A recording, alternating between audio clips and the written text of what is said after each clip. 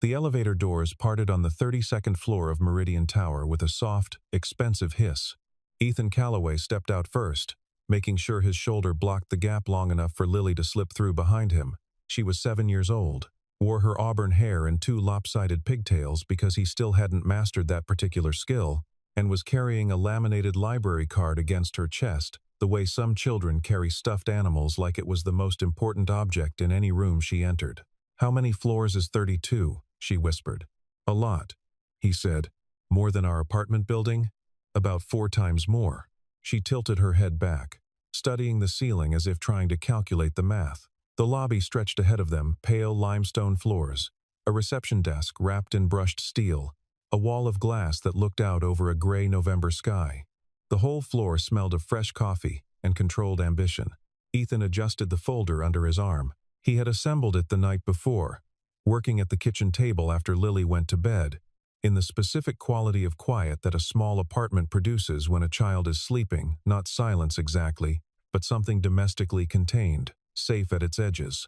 He had printed his resume twice, and discarded the first version because the margins looked asymmetrical under the harsh overhead light. Then he had sat back and looked at what he had made, and tried to see it the way a stranger would see it. The folder contained his resume, 2 letters of recommendation, and a brief portfolio of maintenance and facilities management work going back 11 years. It was not a glamorous portfolio. It did not have the kind of trajectory that made human resources managers sit up straighter. What it had was a record of every problem he had ever been handed, followed by a record of how he had solved it systematically, completely, without drama. The gap was visible. 14 months of contract work, each engagement lasting 3 to 6 months. None of them at the level his earlier career suggested he should be operating at. He had thought about how to address this in a cover letter, and had decided, in the end, to say it plainly. He had left a demanding shift work role to provide stability for his daughter following the death of his wife, and he had spent the intervening period working at whatever level was available to him, while looking for a position that matched his actual capabilities. This was the truth. He was not ashamed of it. He was, however, aware that it required the reader to extend a particular kind of generosity that not every reader would extend. He approached the reception desk.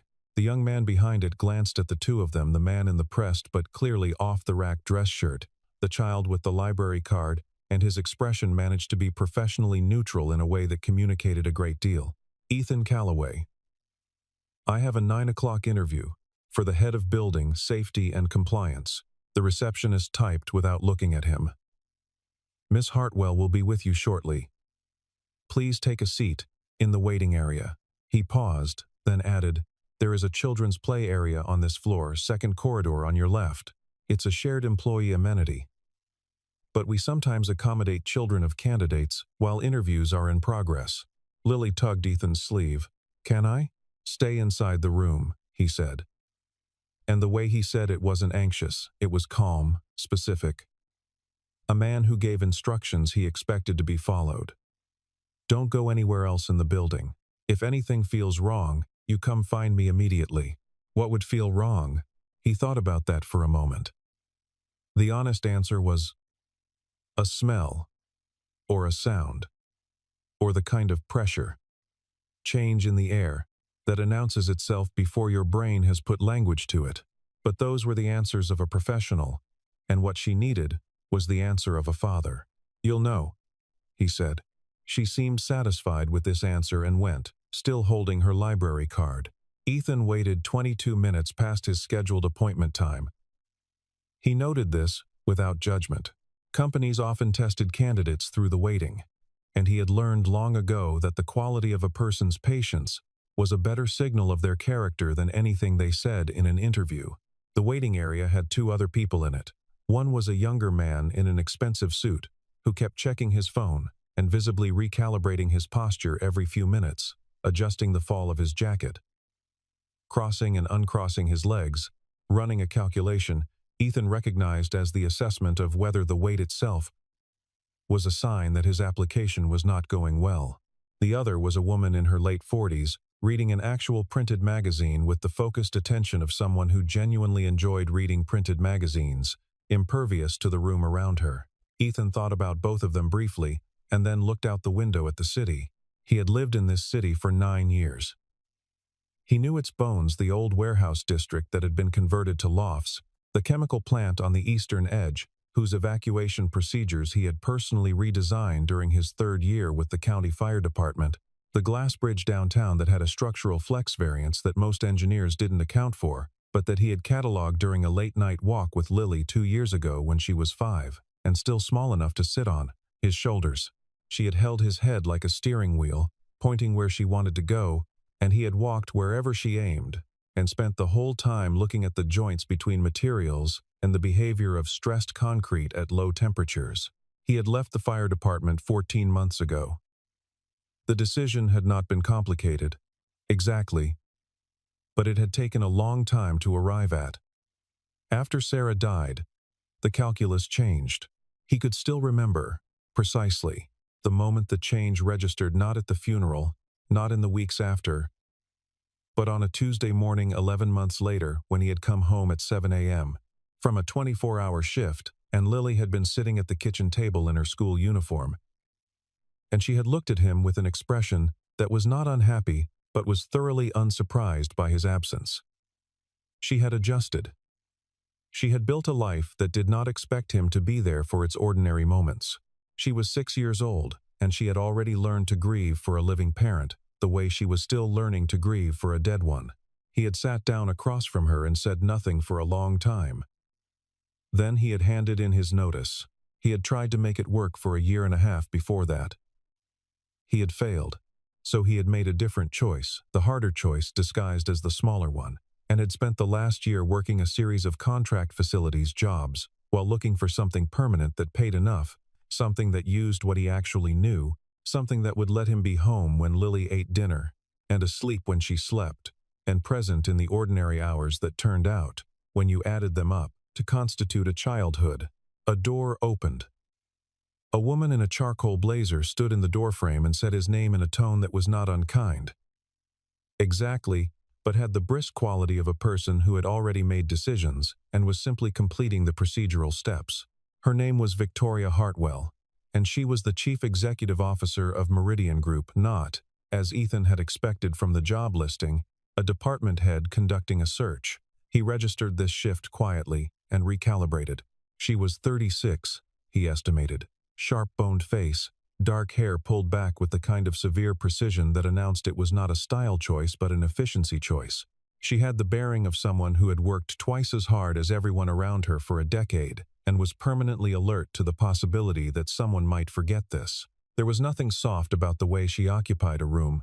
She filled it with intention, every movement purposeful, every pause deliberate. It was a performance of control so sustained and complete that it had, he suspected, long since stopped being a performance, and simply become how she existed. The office she led him into was large and organized to a degree that went past professional into something closer to a psychological statement. Every object on her desk occupied its position deliberately. The books on the shelves behind her were arranged not by height or color but by subject, and the subjects formed a coherent intellectual biography. Structural engineering codes, corporate governance texts, crisis management literature, 2 thicker volumes on organizational psychology. There were no personal photographs. The single piece of art on the wall was an architectural, rendering the Meridian Tower complex itself. Viewed from the northeast at dawn, everything clean lines and glass catching light. She sat. He sat. She opened his folder without looking at him, and read for approximately 45 seconds in the manner of someone who had already read it before and was confirming their memory was accurate. "Your degree is in structural engineering," she said. "That's right. You didn't complete your master's." "No. I left the program to join the fire department." She turned a page. "You were a firefighter. And then, it says here, a fire investigator. Structural fire investigator. I assessed post-incident building integrity and identified failure points, specifically how the fire traveled through a structure, which materials failed, and in what sequence, what the building's design contributed to or mitigated the spread. Then I moved into fire safety engineering consultation. which meant working with architects and developers on new construction to identify vulnerabilities before they became incidents. And then you did facilities management for a subcontracting firm. She said this without emphasis, but the sequence she had just recited implied a shape, a man who had started in one place, moved sideways again. I took care of my daughter after my wife passed, he said. The shift work wasn't compatible. She looked at him for the first time with full attention. Not sympathy, he didn't want that, but an assessment, as if she was deciding how much of this to credit. He held her gaze without discomfort. He had been looked at this way before, and he had learned that the most effective response was to simply be exactly what he was and let the assessment land where it would.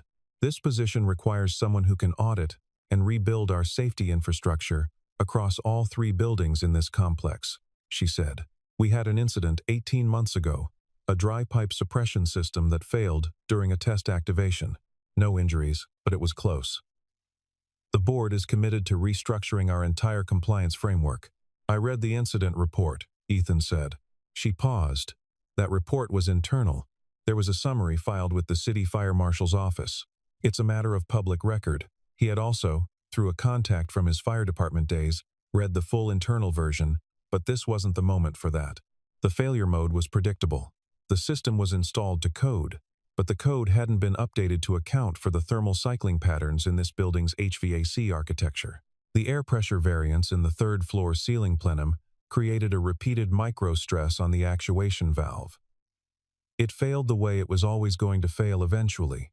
A silence. You read a summary report, Victoria Hartwell said, and determined that.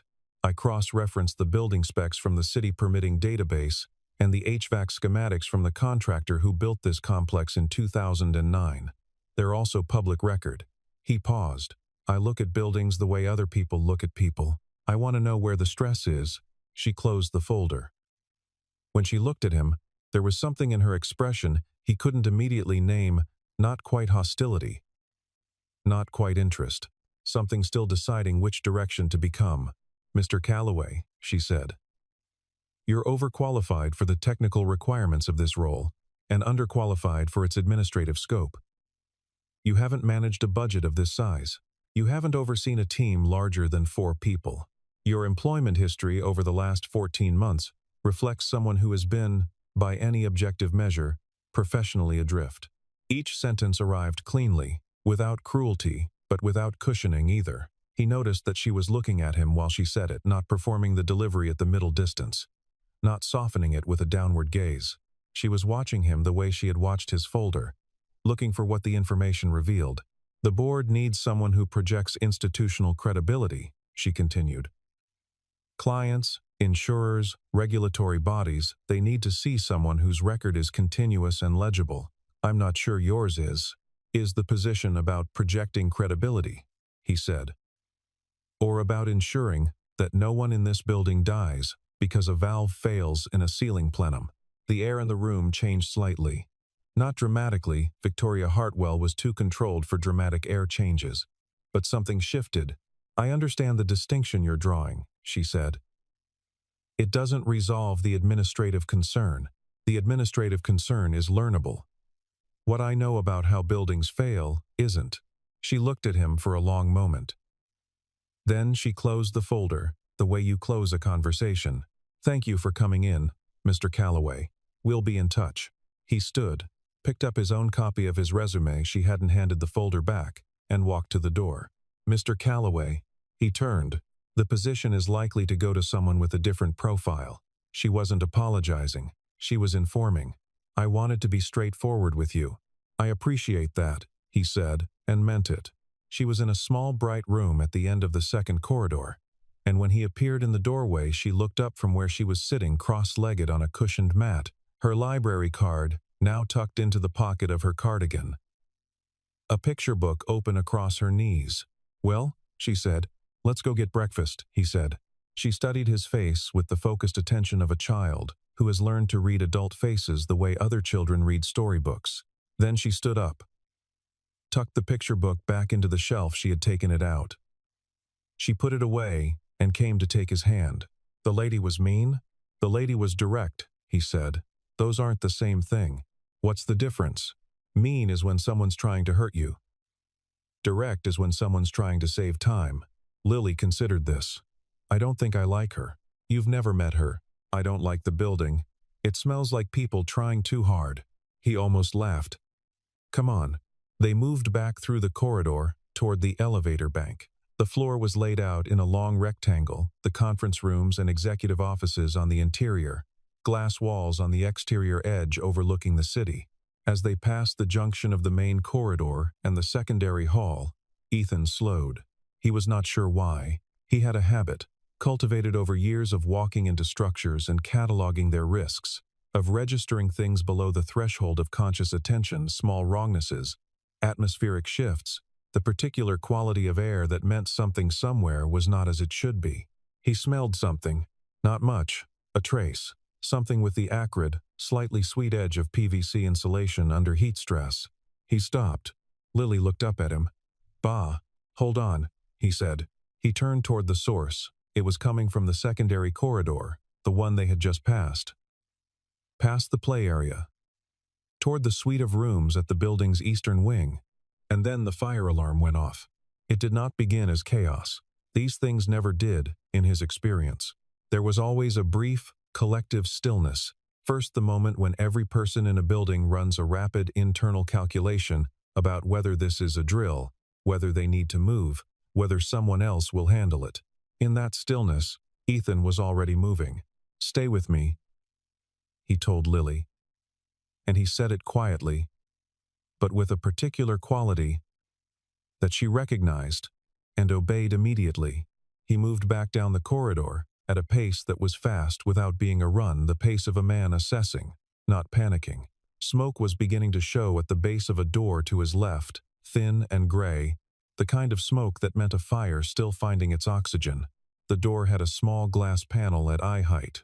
Through it he could see the beginning of orange in the far corner, a storage room that had been pressed into service as additional office space, judging by the furniture arrangement. The fire was in the corner by the electrical panel. Classic. An overloaded circuit in a room with inadequate ventilation. He pulled Lily close. Listen to me. You're going to take the stairs. The marked stairwell is at the end of the main corridor. The green sign. You go down. You walk out the front entrance. You stand on the far side of the street from the building and you wait for me. You do not stop. You do not wait for anyone. You do not come back in. Do you understand? What about you? I'm going to make sure everyone else gets out. Bah. Lily. He knelt, brought his eyes level with hers. I know what I'm doing. This is what I was trained for. You follow the green signs. You wait across the street. I will come out. That's not a promise to make you feel better. That's a statement of intention by a professional. Do you know the difference? She nodded, though her eyes were wet. Go, he said. She went. He stood, turned toward the growing sound of voices and the smell of thickening smoke. And he went to work. The eastern wing of the 32nd floor contained, he cataloged this, as he moved 2 conference rooms, a printing and supply alcove. And, at the very end of the corridor, a room with a hand-painted wooden sign that read, Meridian Little Ones, Employee Child Care. He had not noticed it on his way in. He noticed it now, with the acute, cold attention that comes when something matters very much. The door was closed. The smoke at its base was not thin. 50 feet from the door, a woman was being restrained by 2 colleagues. She was not hysterical in the dramatic way. She was hysterical in the specific, targeted way of a mother who knows her child is in a room and cannot reach it. She was fighting the hands on her arms with methodical desperation, her face chalk pale, her voice stripped down to a single syllable she kept repeating. Ethan recognized her from the interview. Victoria Hartwell. She had not looked at him. She was not seeing anyone. There was nothing left in her but the one thing. He assessed the door. The smoke was moderate at the base. The fire hadn't fully penetrated this room, which meant the door was acting as a barrier, buying time. The handle, when he tested it with the back of his hand, was warm but not hot. The fire was not immediately behind the door. He pulled his dress shirt out of his trousers and tore a strip from the hem with the calm efficiency of a man tearing a strip from his shirt, which was exactly what he was. He tied the strip across his nose and mouth. He took 3 deep breaths of clear air from near the floor. He opened the door and went in. The room was 30 feet deep, designed brightly primary colors on the walls, low furniture, soft playmats. The smoke was heavy but not yet total. There was a cleaner layer near the floor. The fire had come through the connecting wall from the storage room. Via a conduit chase, he could see the breach in the lower right corner, a ragged hole fringed with char, orange light flickering through it. 3 feet from the hole, curled beneath a low table, was a child. She was small, 4, maybe 5, with dark curling hair and a red cardigan. She was completely silent, which was worse than crying. The children who cried were still fighting. The ones who went quiet had stopped. "Hey," Ethan said. And he moved the table aside and crouched down in one motion, making himself small, bringing his face to her level. "I'm here. I've got you." Her eyes were open. She was looking at him with an expression. He recognized the expression of a person who has been in fear for so long, they have moved through it, into a kind of suspension, waiting for the next thing to be either better or worse. "My name is Ethan," he said. "Your mom sent me." He had no idea if that was true. It turned out not to matter. She moved toward him. He gathered her against his chest and pressed her face into his shoulder. And he pressed his own improvised mask tighter against his face. And he stood. The conduit breach in the corner flared. A tongue of heat rolled across the ceiling. Something above them made a sound like a structure rethinking its position. Ethan moved. He kept to the left wall, away from the breach, staying as low as a man carrying a child could stay. The smoke was thicker now than it had been 20 seconds ago. He could feel the heat on the back of his neck like a hand pressing. The door was at the far end of a room that had tripled in difficulty since he entered it. He had been in worse rooms. He thought of the Creston Avenue fire. 7 years ago, the apartment building where he had been off duty, visiting a friend on the 3rd floor when the alarm sounded. He had gone up 6 flights of stairs in a building where the stairwell was already compromised, navigating by feel through smoke so dense he could not see his hand in front of his face, guided only by the faint crying of a child in a room whose door he found by running his fingers along the wall until he felt heat on the wrong side. 4 trips. 11 people who made it out because he kept going back. The 12th had been an infant he had found not in a crib, but tucked into a laundry basket that a panicked parent had pushed into a closet in some instinct toward safety that had accidentally saved its life. He had carried that infant out in the crook of one arm while his other hand braced against a wall that was 2 minutes from catastrophic failure. This was smaller than that. He reminded himself of this. The fire here was contained, still finding its edges, still negotiating with the oxygen in the room. The breach in the corner was bad, but not spreading as fast as it would in an older building. The suppression system had failed, but the door had held.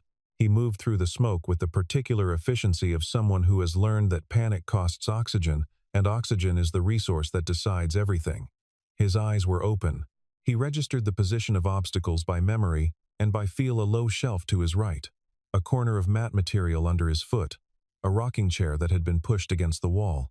Behind him, the orange glow at the conduit breach flared and settled and flared again like something breathing. Chloe had her face pressed against his shoulder and both arms around his neck, and she was not making a sound. He spoke to her constantly, quietly. The kind of low, even narration that gives a frightened person something to anchor to. "We're moving. We're almost there. I know where the door is. I've done this before. You're safe. You're doing so well. We're almost there." The door. He hit it with his shoulder, not his hand, not stopping, not pausing, hitting it in the way you hit a door when you intend to be through it, and it gave, and he was through. The corridor was full of smoke and noise, and people who had been standing there paralyzed the way people stand when they are witness to something that exceeds their training. They parted. He walked through them. At the end of the corridor, Victoria Hartwell had stopped being restrained because the people restraining her had finally let go, and she was moving toward him. And he was moving toward her, and when they met, she took the child from his arms with a sound that wasn't a word. It was something older and more fundamental than language, and held her daughter's face in both hands, and the child made a sound. Finally, the kind of sound that meant she was back. Ethan stepped to the side. He leaned against the wall. He coughed twice, controlled, productive coughs. The kind that clear rather than panic. His eyes were watering from the smoke. The back of his right hand had a minor thermal contact burn, maybe 3 inches across, that he would need to run under cool water. He waited. Emergency services arrived 7 minutes after the alarm. The fire was contained to the eastern wing and extinguished with no structural loss beyond the storage room and the connecting wall. 2 people had minor smoke inhalation. No one was seriously injured. The child's name was Chloe. She was 4 years and 3 months old. She was treated by paramedics on the sidewalk outside the building, sitting in the back of an ambulance with an oxygen mask held near her face, while her mother sat beside her, not letting go of her hand. Ethan sat on a concrete planter 30 feet away, watching the activity with the detached attention of a man who has been present at too many incidents to be fully consumed by any one of them. A paramedic came to look at his hand. He let her. A police officer asked him questions. He answered them accurately and without embellishment. Lily found him 17 minutes after he exited the building. She came across the street at a controlled walk she had not run. She had learned to match his emotional register when things were serious, and stood in front of him and looked at his wrapped hand and his red eyes and his smoke-darkened shirt. And she said, "I told you that building smelled wrong." "You were right," he said. She sat down next to him on the planter and leaned against his arm. 40 minutes after the incident, as Ethan was preparing to take Lily home, someone said his name. He turned. Victoria Hartwell was standing 6 feet away. She was not in the position of authority she had occupied in the office 2 hours earlier. She was in the position of a person who has been stripped of everything situational and is operating from something more fundamental. Her blazer was gone. There was ash on her forearm. She was holding her daughter's hand, Chloe, still wrapped in an emergency mylar blanket, watching Ethan with the wide, serious eyes of a child cataloging a stranger who had done something she didn't yet have language for. "Mr. Calloway," Victoria said. "Miss Hartwell, a silence." "She was hiding under the table," she said.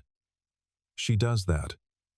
When she's scared, she hides under things and goes quiet. None of the—" She stopped. The staff had evacuated. They thought she had gotten out with the group. She was hiding. He nodded.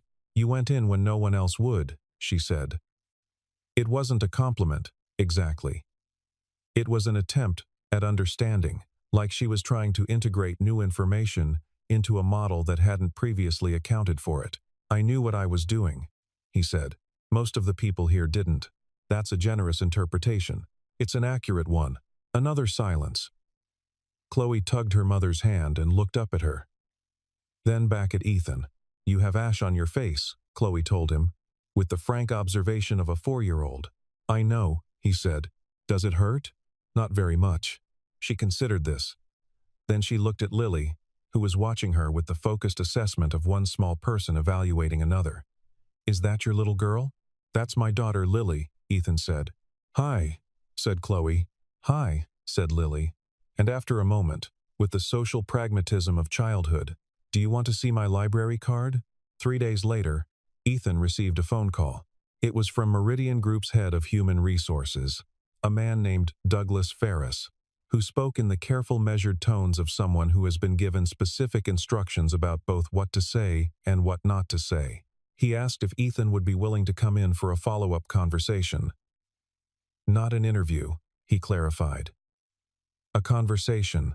Ethan asked Lily what she thought. She was eating toast. She didn't look up. "The building that smells wrong? That one. Did you fix the smell?" "Not yet." "Then you have to go back," she said simply, with the logical certainty of someone for whom problems and their solutions exist in a straightforward causal relationship. You can't leave something half-fixed. He supposed she was right. Ethan came. The 32nd floor looked different in the absence of emergency. The eastern wing was sealed off behind temporary construction barriers, and the building smelled faintly still of chemical suppressant. But the lobby was back to its limestone quiet. The young man at the reception desk, the same one from 3 days earlier, looked at Ethan with the uncertain recognition of someone who isn't sure whether to acknowledge what he knows or treat this as a fresh interaction. He chose the latter, which Ethan found professionally appropriate. He was shown not to Victoria Hartwell's office, but to a smaller conference room. Douglas Ferris was there, along with a woman introduced as Nadia Cole from the company's legal and compliance team. They had a folder in front of them. His folder, he noted the same one Victoria had held and set aside 3 days earlier. They had, Douglas explained, done some additional research into Ethan's background following the incident. We contacted the county fire department, Nadia said. She was precise and direct in the way people become when they have spent time working with information. We spoke with the chief investigator you reported to during your tenure as a structural fire investigator, Captain Reyes, Ethan said. He described you, as she glanced at her notes, the most technically rigorous person he had worked with in 30 years, and said that when you left the department, it was the department's loss and not yours. She paused. He also said, you had been offered a promotion to division chief twice and had declined both times. The hours, Ethan said. After my wife. Yes. She made a note, or pretended to. We also found the citation. From 7 years ago. He was quiet. The apartment building fire on Creston Avenue, Douglas said. You were off duty. You were in the building visiting a friend, the report said. You went back in 3 times. 4, Ethan said. The report missed one. The last family was on the 6th floor, and the stairwell had already failed, so I had to use the exterior fire escape, which wasn't reflected in the internal incident log. A silence. 11 people, Nadia said. 12, he said. There was an infant who wasn't on any occupancy record. She looked at him for a moment, with the expression of someone recalibrating. Mr. Calloway, the position we initially considered you for head of building safety and compliance, we'd like to propose a different conversation. We are reconsidering the scope of the role itself. I appreciate that, he said. But before we go further, they waited. The suppression system on the eastern wing of this floor, he said. The failure mode 3 days ago wasn't the electrical overload. The electrical overload was the ignition event. The suppression system should have activated within 90 seconds of the alarm, and it didn't. That's the second time the system on this floor has failed an activation event. The first was 18 months ago, and the root cause wasn't fully addressed. He slid a 4-page document across the table. He had written it the previous evening at his kitchen table while Lily slept. He had written it because the problem was real, and the problem was still present, and it had not occurred to him to wait for a job offer before documenting a building he knew was going to hurt someone if nothing changed. This is what I found when I walked through the eastern wing the morning of the interview before the fire. I was waiting in your reception area for 22 minutes. I have a habit of looking at buildings. Douglas picked up the document. Nadia leaned over to read it with him. Their expressions, as they read, shifted through several stages: initial skepticism, careful attention, the particular concentration of people encountering something they had not expected to encounter. The thermal cycling problem in the ceiling plenum is still present, Ethan said. The valve was replaced after the first incident, but it was replaced with the same model. The stress pattern is already restarting. He paused. You have a window of 3 to 4 months before you have a third activation failure. If there's a fire during that window and the suppression system doesn't activate, we understand, Nadia said quietly. Good, he said. Then we're starting in the right place. The offer came 5 days later. The title was Director of Safety Infrastructure, a new position, created by reformulating 3 existing roles into a single remit with a budget and a team of 6. The salary was substantial. The autonomy was genuine. He read the offer letter twice at the kitchen table, while Lily ate cereal across from him. Then he set it down. Good news? She asked. I think so. The mean lady's company? The direct lady's company, he said. And she wasn't mean.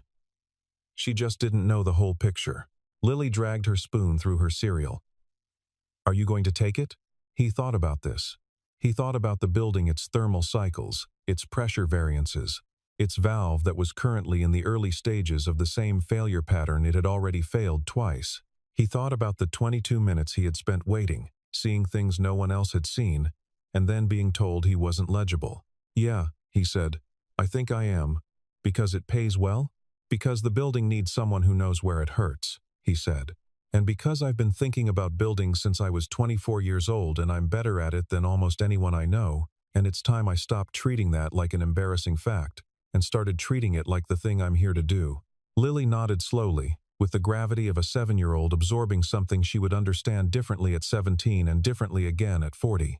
"Okay," she said, "but I still don't like the way it smells." "I'm going to fix that," he said. "The HVAC recirculation rates are off. It creates a kind of pressure that makes the air feel odd." "Sorry." He found her on the 34th floor, standing in front of a window that looked over the Eastern Wing's construction barriers, holding a cup of coffee with both hands and watching the repair work below with the expression of a person who has reorganized something interior and is waiting to see how it settles. He hadn't been looking for her. He had been walking from a meeting with his new team, a group of facilities professionals who were, to varying degrees, surprised by what he expected of them and what he was prepared to show them. He had spent the first hour giving each of them a task that was not the task they thought it was. He had asked them to walk a section of the building and write down anything that seemed wrong or off or uncertain, with no further guidance. Most of them came back with lists of cosmetic issues, a scuff here, a loose handle there. One of them, a young engineer named Marcus Webb, came back with a handwritten page that included the observation that the air circulation in the northeast stairwell was inconsistent with the building's HVAC design, which suggested either a blockage or an incorrect valve setting in the distribution manifold. Ethan had looked at that page for a moment and then told Marcus he had found the right job. The route from that meeting room passed this particular window. "How's the HVAC recalibration going?" Victoria said, without turning. She had heard him the way people who are good at their environments hear specific footsteps. "We'll have the thermal cycling pattern corrected by end of month," he said. "The new valve spec is already ordered. I want to do a full dry pipe test on all 3 buildings before the recalibration is complete." "Before? Worst case is when things are stressed," he said. "You want to know how something performs when the conditions aren't ideal." She turned then and looked at him. He noticed for the first time, really. Because the first time had not been the kind of context in which you noticed this, that she looked genuinely tired. Not professionally tired, the kind that gets managed and concealed behind precision and pace. The kind that comes when you have been frightened at a bone level and you are still absorbing it. There were shadows under her eyes that her usual composure normally covered. She was not, in this moment, covering them. "I owe you an apology," she said. "You already apologized." "I apologized for my daughter's life. That was..." She stopped. "That was not the apology I need to give you. I dismissed your candidacy on the basis of legibility. I looked at a record that had a gap in it, a gap that existed because you made a decision to be a present parent to a child who needed you, and I called it a drift." She paused. "That was a failure of judgment. You were working from the information you had." "I was working from an assumption," she said, "that the shape of a career tells you the quality of a person. I knew that assumption was limited. I chose to use it anyway because it was fast." She held his gaze. "I won't make that error again." He thought about all the things he could say to this. He thought about the afternoon he had sat across from Lily while she ate cereal and realized his daughter had learned to live without expecting him. He thought about what it cost to make the choice that left a visible gap in a record. A gap that looked like failure from the outside and felt, from the inside, like the only decision that was actually right. "The gap was real," he said. "I was adrift, for a while. Not professionally, I always knew how to do the work. But there's a kind of loss where you stop knowing what you're for. And I was in that for about 18 months. It looked like lateral movement. It was grief." Victoria Hartwell was quiet for a moment. She looked back out the window. Outside, a worker in a hard hat crossed the barrier line and disappeared from view. Below them, the city continued its ordinary operations, indifferent to the ways people inside buildings were reorganizing their understanding of each other. "Chloe asks about you," she said. "Does she? She asks if the man who carried her out was magic." I told her no, he was an engineer. She paused. She asked what the difference was. Ethan looked at the construction barriers and the pale November sky above them and thought about that. What did you tell her? I told her I was still working it out. A pause. A quality of silence that meant something specific, that had a shape and a direction. I'm Victoria, she said, and held out her hand. And the gesture was not the CEO extending courtesy to an employee. It was a person beginning something without the title in front of it, beginning it cleanly, without the scaffolding. Ethan, he said, and took her hand. 4 months later, the eastern wing was fully rebuilt. The suppression systems across all 3 buildings had been redesigned, recertified, and tested twice. Then again, because Ethan had insisted on a 3rd test under non-ideal conditions. The building's insurer had, upon review of the new compliance documentation, reduced Meridian Group's premium by a figure that made the board approve the remaining infrastructure budget without discussion. The HVAC recirculation rates had been corrected, and the air on the 32nd floor no longer smelled, as Lily had accurately observed, like people trying too hard. Marcus Webb had been promoted. He was now running the systems audit program Ethan had designed, and was the kind of engineer who would one day be able to see a building's stress patterns without being told where to look. Ethan was already teaching him. The child care room had been relocated to the 31st floor, away from the electrical infrastructure, with 2 points of egress, a dedicated suppression circuit, and a response protocol that had been reviewed by Ethan personally and drilled with the staff 4 times. After the 4th drill, the child care staff had told him, gently but firmly, that they understood the protocol and would appreciate not drilling it a 5th time until the following quarter.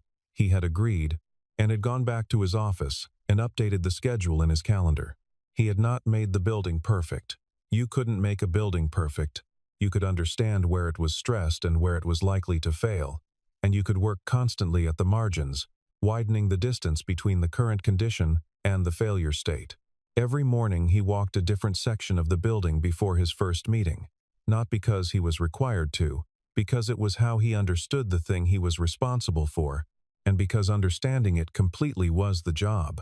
And the job was not something he did at a building, it was something he was in relationship with, which required presence and attention, and the willingness to keep looking even after you thought you'd seen everything. On a Thursday morning in March, with winter beginning to pull back from the city, and a pale, tentative sunlight coming through the windows of the 32nd floor, Ethan was walking back from an inspection of the pressure valves in the east wing when he heard his name. Not Mr. Calloway, just his name. Victoria was standing in the corridor with Chloe beside her, who had apparently been brought in for what Ethan gathered from the context was an emergency situation involving a grandmother who was supposed to be collecting Chloe from preschool, but had gotten the days confused. Chloe looked at Ethan with the frank, uncomplicated assessment of a 4-year-old who has already decided about someone. "You still have ash on your face," she said. "That was months ago," he said. "I washed it off." "There's a little bit left," she said seriously. Victoria caught his eye above her daughter's head with an expression that occupied the space between apology and delight. "I have a meeting in 20 minutes, she said. "Do you?" "I have nothing for another hour," he said. "I have to warn you.